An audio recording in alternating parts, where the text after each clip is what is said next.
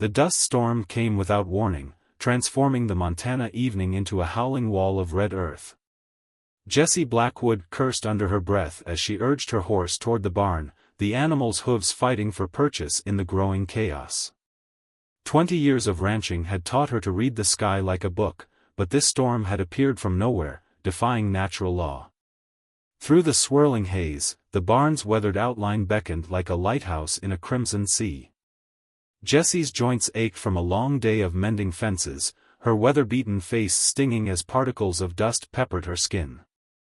But something about this storm felt wrong, the way it moved, the strange metallic taste in the air, the odd flickers of light that danced between the clouds.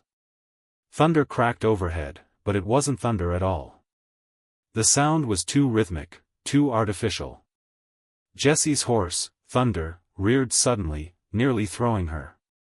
Above the storm's roar, she heard something impossible, a deep, resonant hum that seemed to vibrate in her bones. "Easy, boy," she murmured, patting Thunder's neck. The horse's muscles trembled beneath her hand. She'd seen him weather everything from rattlesnakes to mountain lions without flinching, but now his eyes rolled white with terror. The humming grew louder, and the dust storm began to spiral, forming a massive vortex that touched down in her south pasture. Lightning crackled through the funnel, but it was wrong too, electric blue instead of white, moving in geometric patterns that nature never made. Jessie's rational mind screamed at her to run, to seek shelter, but 20 years alone on this ranch had taught her something else too: sometimes you had to face the impossible head-on. She dismounted, secured Thunder to a fence post, and drew the old revolver from her hip holster. The weapon felt laughably inadequate against whatever was happening, but its familiar weight steadied her nerves. The vortex collapsed in on itself with a thunderous boom that shook the earth. As the dust settled, Jessie found herself staring at something that shouldn't exist. A creature lay in a shallow crater, its scaled body gleaming like polished copper in the dying light. Wings, each easily 40 feet across, were folded against its sides. Steam rose from its form, and patterns of light pulsed beneath its scales in complex sequences. It was a dragon. Not the fearsome beasts of legend, but something more elegant, more advanced. Its head alone was the size of her truck, and as it opened its eyes, they glowed with an intelligence that stopped her breath. The eyes were deep amber, with pupils that shifted like liquid mercury. The dragon's gaze fixed on her, and Jessie's finger tensed on the trigger. Then it spoke, its voice resonating not through the air but directly in her mind. "You show courage, Jessie Blackwood. Lower your weapon. If I meant you harm, that antique would make little difference." Jessie's jaw tightened. "You know my name. I know many things about you, and about your species. I've watched humanity for a very long time." The dragon shifted, rising to a seated position with fluid grace. "My name is Veridath, and I am here because your world stands on the brink of a war it doesn't know is coming." "A war?" Jessie didn't lower the revolver. "With what?" "With those who believe humanity should never have existed. Those who would erase your species from the cosmos." Veridath's wings rustled, sending small eddies of dust swirling. "They call themselves the Preservers, and they have spent millennia hunting down and destroying what they consider aberrant species, those who evolved beyond their intended parameters." Jessie's laugh was sharp and bitter. "And I suppose you're here to save us?" "No." Veridath's expression shifted in a way that might have been a smile. "I'm here to help you save yourselves. But first, you need to understand what you truly are." The dragon's scales rippled, and suddenly the air around them filled with holographic images, star maps, ancient structures, and strange symbols that made Jessie's eyes hurt to look at them. "Your myths speak of gods and monsters, of beings who shaped the world and vanished into legend. But the truth is far stranger. Humanity wasn't born on Earth, you were hidden here, protected here, by those who saw your potential." Jessie finally lowered the revolver, her mind reeling. "Protected from what?" "From those who created you. The architects, as they called themselves, seeded countless worlds with life, engineering species to serve their grand designs. But humanity was different. You evolved too quickly, grew too independent, developed traits they hadn't intended. When they decided to purge their failed experiment, a faction of architects refused. They smuggled human embryos to Earth, erased their tracks, and left guardians like myself to watch over your development. Thunder whinnied nervously behind her, and Jessie realized the sky had grown darker. Night was falling, but the stars looked wrong somehow, too bright, too numerous. The preservers have finally found you, Veridath continued. They've detected humanity's first steps into space, your quantum experiments, your AI development. They're coming to finish what the architects started eons ago. Why tell me? Jessie demanded. Why not go to the government, the military? Because you possess something rare, Jessie Blackwood. You have what we call the old blood, genetic markers from the original human stock, unchanged by millennia of evolution. You can access technologies and abilities that most humans cannot. And right now, you're standing on top of one of the most powerful weapons the rebel architects ever created. Jessie looked down at the ground beneath her boots, the same earth she'd worked for 2 decades. There's nothing here but rock and dirt. Look deeper. Veridath's tail swept across the ground, and suddenly the earth became transparent beneath their feet. Far below, Jessie saw something massive and geometric, pulsing with the same blue energy she'd seen in the storm. The weapon isn't just a weapon, Veridath said softly. It's a key to awakening humanity's true potential. But accessing it requires someone with the old blood, and a choice that will change your species forever. The holographic images faded, leaving them in the growing darkness. In the distance, Jessie heard the coyotes begin their nightly chorus, the familiar sound somehow alien now in the context of what she'd learned. The preservers will be here within days, Veridath said.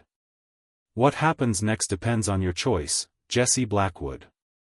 Will you help your species remember what they truly are? Jessie looked at her ranch house, at the life she'd built, at the stars that now seemed to hold unknown threats. Everything she thought she knew about history, about humanity's place in the universe, had just been shattered. But she'd never been one to back down from a challenge. She holstered her revolver. Tell me what I need to do. Veridath's eyes gleamed with approval. First, we need to wake up what's sleeping beneath your ranch. And then, we need to find others with the old blood before the preservers arrive. As if in response to the dragon's words, the ground beneath them began to hum, and lines of blue light spread out from the crater like cracks in reality itself. Jessie Blackwood's simple life as a rancher had just ended, and humanity's true history was about to begin. The underground chamber hummed with ancient power, blue light pulsing through crystalline veins in the walls. Jessie Blackwood stood at its center, her boots planted on a platform that seemed to be made of liquid metal and starlight. Above, her ranch had become a staging ground for something that felt pulled from a fever dream. Colonel Marcus Rivera of the U.S. Space Force watched through narrowed eyes as Veridath, the copper-scaled dragon, traced complex patterns in the air with one massive claw. The holographic symbols hung suspended like constellations, casting weird shadows across the faces of the gathered soldiers and scientists. Your military satellites detected our activation sequence, Veridath explained, its voice resonating through their minds. I'm impressed by how quickly you responded. Hard to miss an energy signature that big, Rivera replied dryly. Though I admit, a dragon wasn't in any of our first contact scenarios. The chamber had been discovered exactly as Veridath had said, beneath Jessie's ranch, buried for millennia. What looked like simple ranch land from above was actually an enormous complex of alien technology, waiting to be awakened by someone with the right genetic markers. Dr. Rashmi Patel, the quantum physicist the military had brought in, hadn't stopped taking readings since she arrived. These energy patterns, she said, her dark eyes wide with wonder, they're like nothing we've ever seen. They seem to be operating on multiple dimensional frequencies simultaneously. The architects understood that reality has more layers than you currently perceive, Veridath said. This facility was built to access all of them. Jessie flexed her hand, still trying to process the changes happening to her body. Ever since she'd activated the chamber, she'd been seeing things differently. Colors had new depths, and sometimes she caught glimpses of what looked like threads of light connecting everything around her. You still haven't explained what exactly this facility does, Rivera pressed. Or why we should trust you. Before Veridath could respond, alarms began blaring from the surface. Captain Gene Park burst into the chamber, his exosuit sensors blinking red. Sir, we've got multiple bogies entering the atmosphere.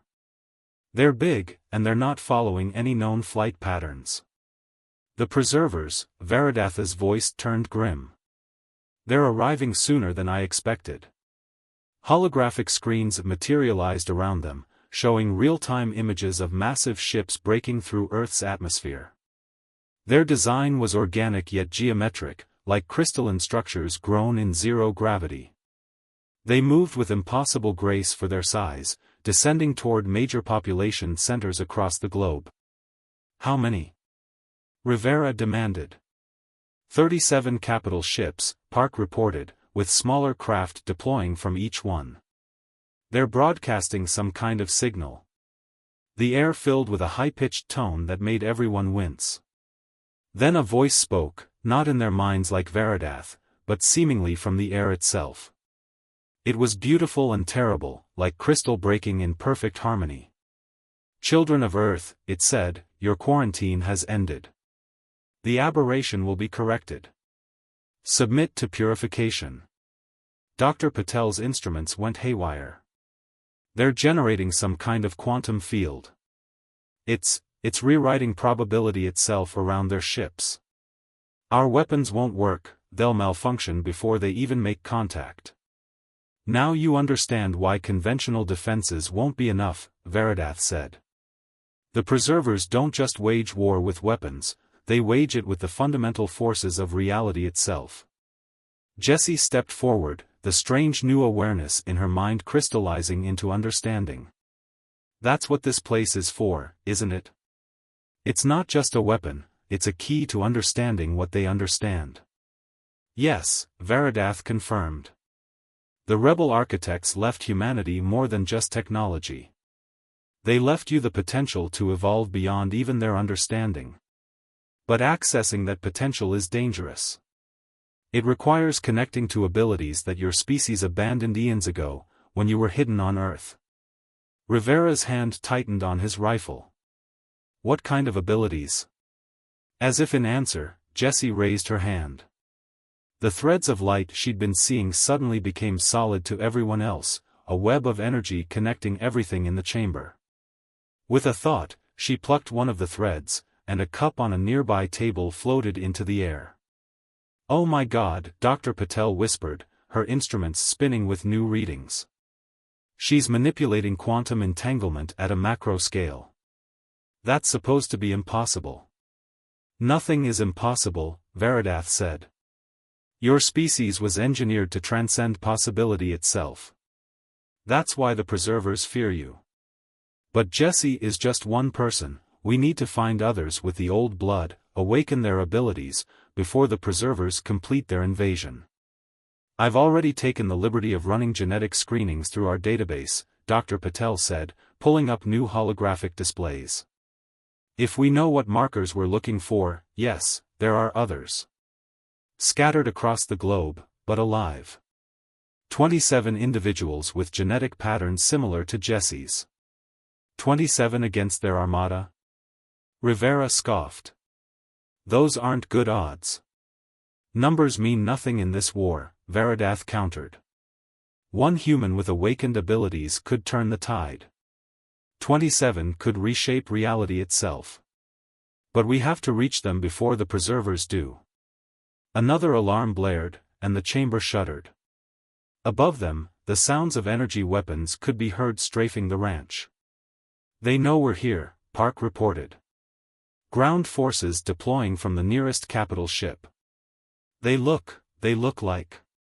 The holographic screens showed the Preserver's foot soldiers for the first time.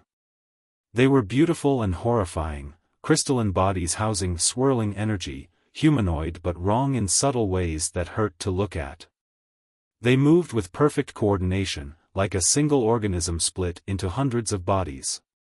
We need to move, Rivera decided. Dr. Patel, download everything you can from this facility. Captain Park, get our transport ready. We're evacuating to Site Omega. Site Omega isn't safe, Veridath warned. Nowhere on Earth is safe now.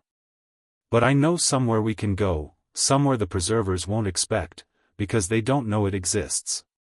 The dragon's claws traced new patterns in the air, and a hidden door opened in the chamber wall, revealing a tunnel that seemed to bend in impossible ways.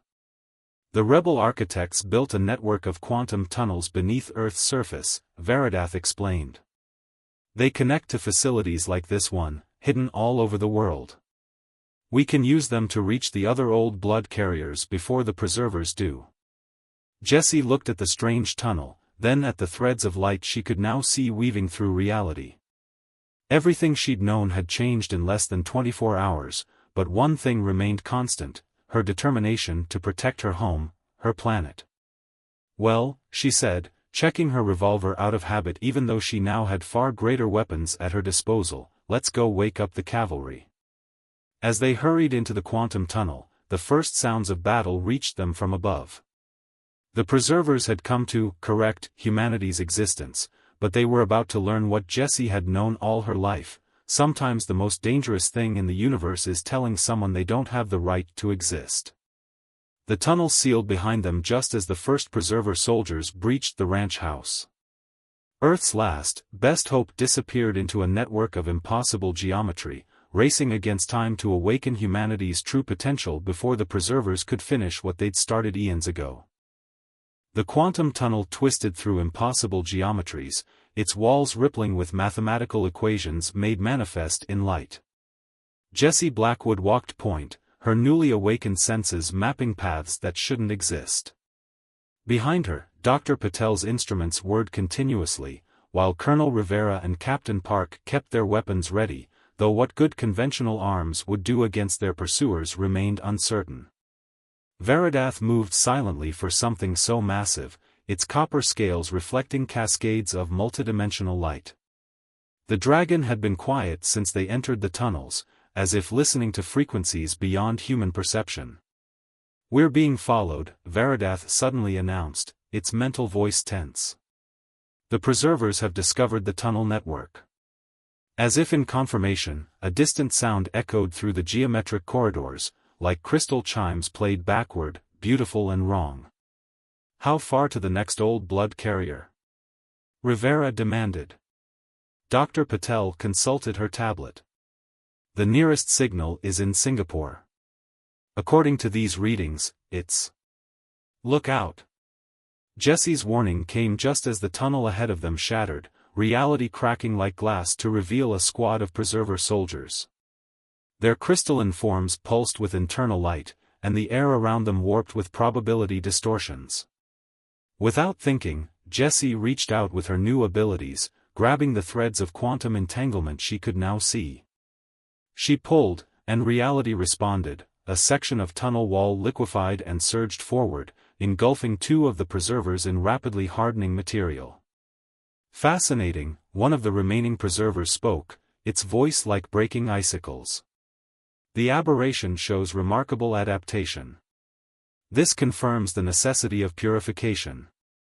Rivera and Park opened fire, but their bullets curved around the Preservers, probability itself working against conventional physics.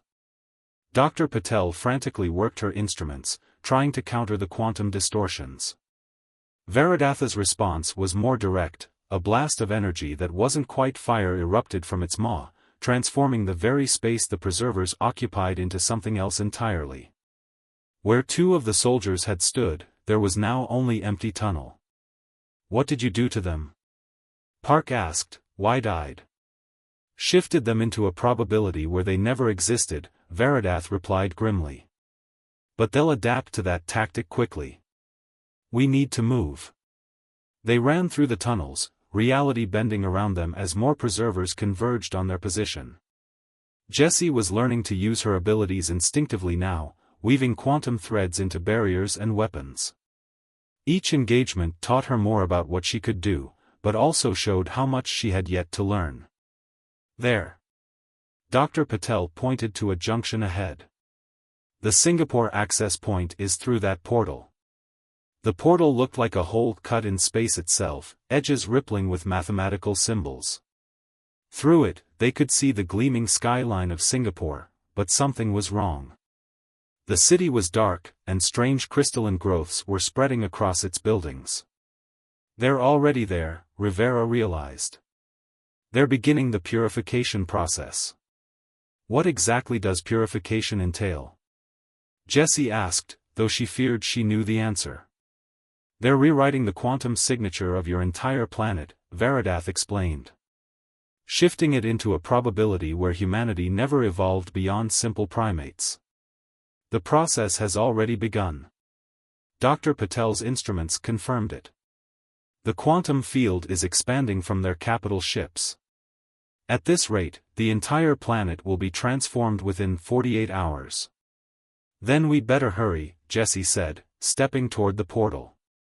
But Veridatha's tail blocked her path. Wait, the dragon warned. Something's different about this signal. It's older. Before anyone could respond, the portal fluctuated.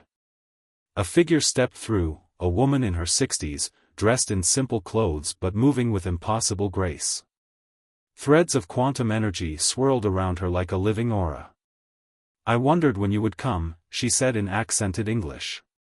I am Lin Wei, and I have been waiting for this day for a very long time. You're already awakened, Veridath observed. How? Lin Wei smiled. Because, old friend, I am one of the original rebels. One of the architects who chose to hide among humanity rather than abandon them. The revelation hit like a physical force. Dr. Patel's instruments overloaded, and even Rivera took a step back. Impossible, Veridath breathed. The rebels were all hunted down. Most were, Lin Wei agreed. But some of us chose a different path. We used our own technology to rewrite our quantum signatures, to become human in every measurable way. We lived among them, guided them subtly, and passed our genes into the population, creating what you now call the old blood. Why reveal yourself now? Rivera demanded. Because the preservers aren't just here to purify humanity, Lin Wei said gravely. They're here because they detected something awakening, something we hid in humanity's collective unconscious. A weapon more powerful than any technology. What weapon? Jessie asked. The ability to rewrite reality itself, Lin Wei replied. Not just to manipulate quantum fields or probability, but to fundamentally change the rules that govern existence.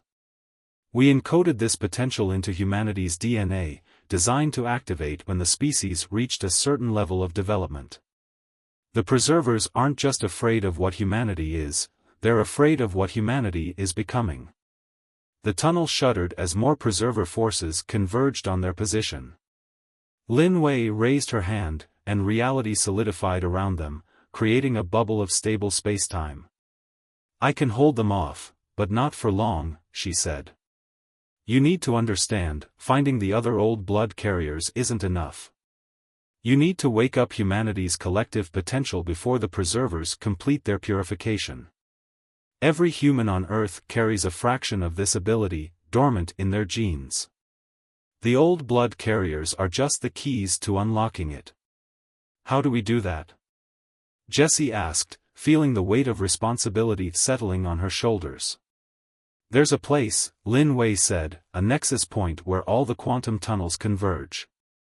The preservers haven't found it because it exists in a probability they can't perceive. Get there, activate the nexus, and you can awaken humanity's true potential. But be warned, the process will change your species forever. There's no going back from this evolution.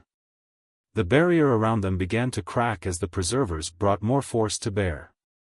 Through the portal, they could see the crystalline transformation of Singapore accelerating. "Go," Lin Wei commanded. "I'll hold them here. Find the nexus. Save your species." Her eyes met Jessie's. "You know where it is, even if you don't realize it yet. The knowledge is in your blood." As reality began to fragment around them, Jessie felt something stir in her mind, coordinates written in quantum mathematics, a location that existed between dimensions. Lin Wei was right. She did know where to go. "This way," she said, turning to a section of tunnel wall that didn't look any different from the others. But when she touched it, new pathways opened, leading deeper into the impossible geometry of the quantum network. The last thing they saw before the new tunnel sealed was Lin Wei facing down an army of preservers, reality itself bending to her will as she gave her final gift to the species she had helped guide from the shadows. They ran through the quantum tunnels, racing against time and probability itself. Humanity's last hope now lay in reaching a place that shouldn't exist, to trigger an evolution that would either save their species or transform it into something entirely new. And somewhere above them, Earth continued to crystallize, as the preservers worked to erase humanity's very existence from the cosmos. Time moved strangely in the quantum tunnels. Dr. Patel's instruments showed that days had passed on the surface, but for the team, it felt like hours. They'd collected 14 other old blood carriers from around the world, each awakening bringing new abilities and complications. Now they hurried through the geometric maze, following the coordinates burning in Jessie's mind. "The crystallization has reached 60% of Earth's surface," Dr. Patel reported, her voice tight with exhaustion. The tablet showed horrifying images, cities encased in geometric patterns, forests transformed into crystalline sculptures, oceans frozen in probability matrices. Kendrick Jones, a teenager they'd rescued from Lagos, manipulated quantum threads between his fingers like cat's cradle. "Can't we just, I don't know, wish it back to normal? We've got all these powers now. The preserver's technology operates on a scale we're just beginning to understand," Varadath explained. "Individual abilities, no matter how strong, can't counter a planetary transformation." Jessie stopped suddenly, her newfound senses screaming warnings. The tunnel ahead looked normal, but everyone back. The warning came just as the tunnel segment vanished, replaced by a void that hurt to look at. Through it, they could see preserver ships in higher dimensions, hunting them through probability space. "They're getting better at tracking us," Rivera noted grimly. His military discipline remained, but the colonel's eyes now held the same otherworldly awareness as the other awakened humans. "This way," Jessie said, leading them down a branch that seemed to fold through itself. The coordinates in her mind grew stronger, they were close to something important. The tunnel opened into a vast chamber that defied Euclidean geometry. Platforms floated at impossible angles, connected by bridges of pure mathematics. At the center, a structure pulsed with familiar energy. It looked exactly like the one beneath Jessie's ranch, but orders of magnitude larger. "The nexus point," Varadath breathed. "Hidden in a probability fold that even the architects forgot could exist." Dr. Patel's instruments went wild. "The energy readings, it's like looking at the Big Bang in reverse. This place could rewrite the fundamental constants of the universe." "That's exactly what it's designed to do," a new voice said. From behind one of the floating platforms stepped a figure that made everyone recoil. It was a preserver, but different from the soldiers. Its crystalline form was shot through with organic matter, as if caught between two states of being. "Administrator Voss," Varadath growled. "I should have known you'd be here." "Faithful Varadath," the hybrid being said, its voice resonating on multiple frequencies. "Still playing guardian to these evolutionary mistakes? I had hoped time would grant you wisdom." "The only mistake," Jessie stepped forward, quantum energy crackling around her, "was thinking you had the right to decide what life deserves to exist." Voss tilted its head, crystal facets catching impossible light. You don't understand. Humanity's potential evolution isn't just dangerous to us, it's dangerous to the very fabric of reality. The architects built this universe according to specific parameters. Your species threatens to break those parameters entirely. Maybe they need to be broken, Kendrick called out. The teenager's powers had grown dramatically since his awakening. Maybe that's the whole point. The boy is more correct than he knows, Veridath said. The rebel architects didn't just hide humanity, they gave them the tools to transcend the architect's own limitations. To become something entirely new. Voss gestured, and the air filled with holographic models of DNA strands, quantum fields, and probability matrices. Look at what's already happening. Your quantum manipulation grows stronger by the hour. Soon you'll be able to rewrite the laws of physics on a whim. Chaos will follow. Not chaos, Dr. Patel interjected, studying the displays with wide eyes. Evolution. The models they show humanity becoming living quantum computers. Conscious probability engines. Which is precisely why you must be stopped, Voss said. The universe has order. Purpose. Structure. Your existence threatens all of it. The chamber shuddered as more preserver ships approached through higher dimensions. On Dr. Patel's tablet, the crystallization of Earth accelerated. Enough talk, Rivera said, raising his rifle even though he knew it was useless against beings like Voss. How do we activate the Nexus? Jessie stepped toward the central structure, feeling power surge through her. The other old blood carriers moved with her, instinctively forming a circle. Threads of quantum energy connected them, growing stronger with each passing moment. You can't, Voss warned. The Nexus requires the presence of an original architect to activate. A failsafe even the rebels couldn't overcome. And thanks to our purification protocols, Lin Wei is no longer available to help you. But Jessie smiled, feeling something unlock in her genetic memory. That's where you're wrong. Lin Wei didn't just pass on her genes, she passed on her quantum signature. A piece of her exists in all of us. She reached out, not with her hands but with her consciousness, connecting to the other old blood carriers.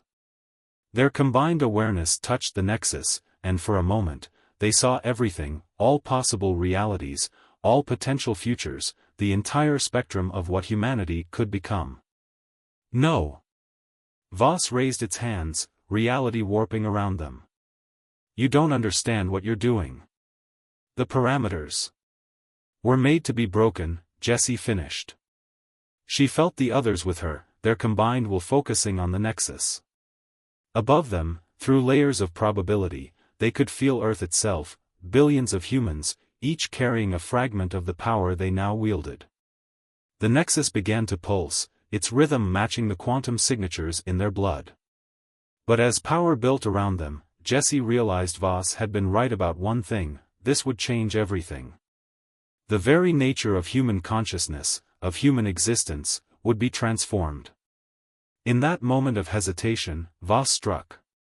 Reality shattered around them as preserver forces converged from all dimensions at once. The Nexus flickered, its power fluctuating as probability itself was rewritten. They had found humanity's legacy among the stars, had awakened powers beyond imagination, but now came the real test, not just fighting for survival, but fighting for the right to become something entirely new. As the chamber erupted into quantum chaos, Jessie made her choice.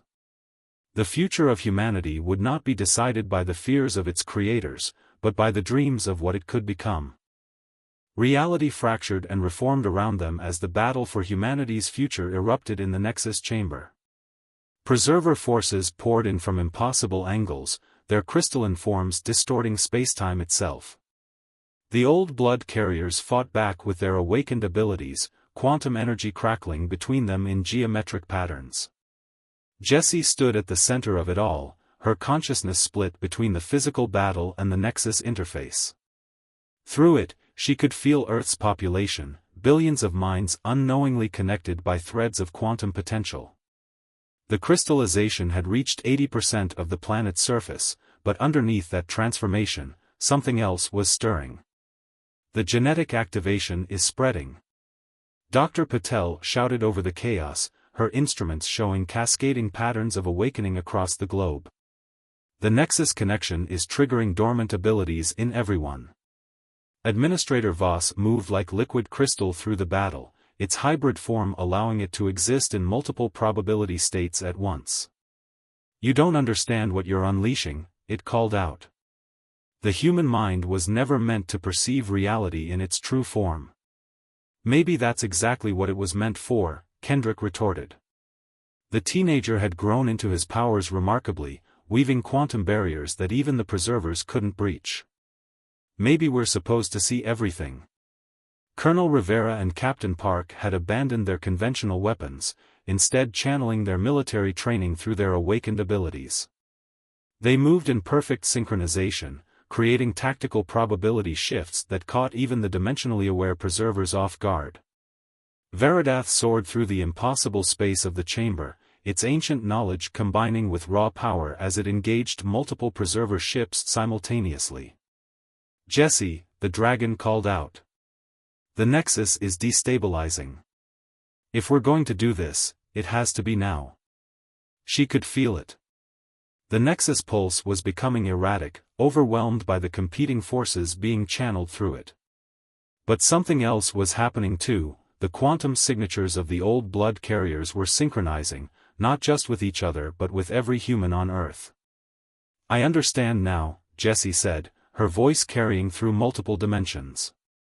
"Lin Wei and the rebels didn't just give us the ability to manipulate quantum fields. They gave us the ability to become quantum fields." Through the Nexus connection, she could see it all, the true nature of reality, the underlying mathematics of existence, the intricate dance of probability that made up the cosmos. And humanity wasn't just observing it anymore, they were becoming part of it. "Stop this madness," Voss commanded, its form splitting into multiple probability states as it tried to reach the Nexus. "You'll break the fundamental constants. Reality itself will." "Reality will adapt," Jessie interrupted. "Just like we have. Just like we always do." She reached out, not with her hands but with her transformed consciousness, connecting to every awakened human in the chamber. Their combined awareness touched the Nexus, and through it, reached out to every human on Earth. In that moment, they were one mind experiencing infinite possibilities. The crystallization process reversed itself, not because they fought it, but because they transcended it. Human consciousness expanded beyond the bounds of conventional spacetime, becoming something the preservers couldn't comprehend, living quantum computers existing in all probabilities simultaneously. "Impossible," Voss whispered, its form flickering as reality rewrote itself around them. "The parameters, the constants, are just suggestions," Veridath said, landing beside Jessie. The rebels understood that.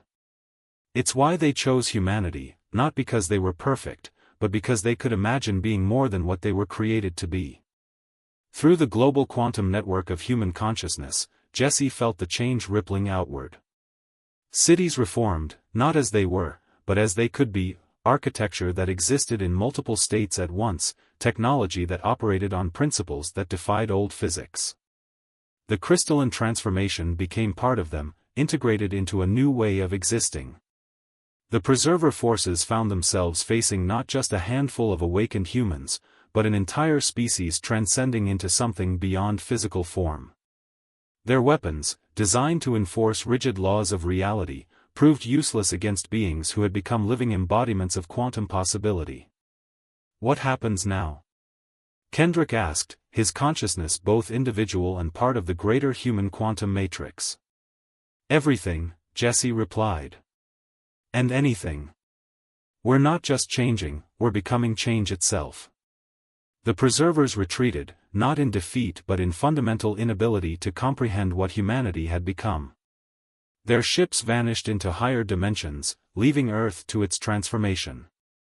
Administrator Voss lingered longest, its hybrid form allowing it one final moment of understanding. "You were right," it said to Veridath. "They were meant for more than we imagined. The question is, are the rest of us ready for what they'll become?" As the last preserver vanished, Jessie stood in the Nexus chamber with her fellow humans, each of them now existing as nodes in a vast quantum network of consciousness. Through their expanded awareness, they could see the infinite possibilities stretching before them, not just of their own species, but of all life in the cosmos. "The real journey begins now," Veridath said, its ancient eyes gleaming with approval. "Humanity has claimed its legacy among the stars, but more importantly, it has claimed the right to define its own evolution." Dr. Patel's instruments, now integrated into her quantum-enhanced consciousness, showed the transformation spreading beyond Earth. "We're affecting probability fields across the galaxy," she reported with wonder. "Creating new possibilities just by existing. That's what the rebels hoped for," Jessie realized.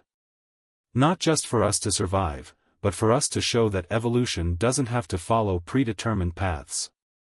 That consciousness itself can transcend its origins." They stood together, rancher, soldier, scientist, teenager, and ancient guardian, watching as humanity took its first steps into a reality where the only constants were imagination and possibility. The old boundaries between mind and matter, between individual and collective, between what was and what could be, had dissolved. Earth gleamed in probability space, a beacon of transformed consciousness that would forever change the cosmos. The preservers had sought to maintain the universe's parameters, but in doing so, they had catalyzed something far greater, the birth of a species that existed as living proof that the greatest constants in existence were change and growth themselves. Jessie looked out at the quantum tapestry of human consciousness, feeling the endless potential that lay before them. They had not just survived, they had become something the architects never imagined possible. And in that transformation lay the greatest truth of all, that the future belonged not to those who sought to preserve what was, but to those who could imagine what could be. The dawn of humanity's quantum revolution had begun, and with it, the very nature of existence would never be the same.